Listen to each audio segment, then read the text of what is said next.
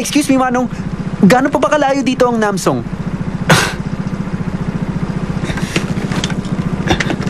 Manong talaga, ang bagets ko kaya. Malapit na yun dito. Ay, lahat na lang ng Manong na mapagtanungan ko, ang sabi malapit na. Gaano pa ba kahaba ang tatakbuhin ko? Ang tigas nito. Alam mo, kung swerte ka ngayon, 1 oras na lang. Pero kung di naman, mas matagal pa. Oh, dito na lang kayo, ha? Ay, may CR po dito. CR? Bilis, huwag kayong magtatagal. Wala nang oras, malilate tayo. Excuse me, Manong, wala po bang public CR dito? Pwede na kayo dyan sa bukid! Sige lang, walang umuli sa inyo! Sige na! Sige, sige! Please.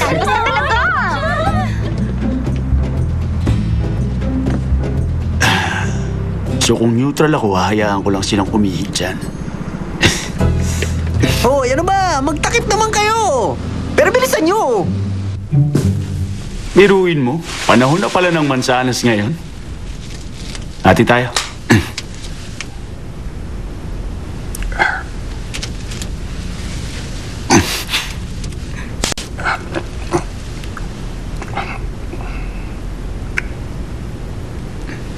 Prosecutor, salamat at pinagmulta mo lang ang anak ko, ha? Mas maraming salamat talaga. Wala ka bang ibang evidence dyan, Congressman? Ang kiniklaim kasi ni Congressman Lee, donation sa party ang binigay mo. Yun ang ginawa niyang alibay. Wala ka na bang ibang binigay kay Congressman Lee na may mas malinaw na money trail? Prosecutor, tigilan mo na yan. Pinagtangka ng buhay ko. Hindi na pwedeng itigil pa to.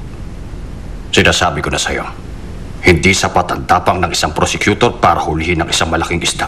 Oo, na-realize ko rin yan. At kung mahal mo pa ang buhay mo, titigil ka na.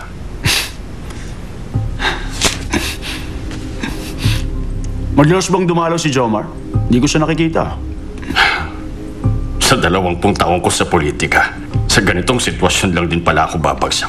Ikinahihiya ako ng anak ko at baon na ako sa utang. Wala akong mukhang ihaharap sa'yo. Pero pakiusap, subaybayan mo siya. Ayokong matulad siya sa nangyari sa akin. Palibhasa kasi pinabihasa akong batang yun eh. Ako rin naman ang dapat sisihin talaga.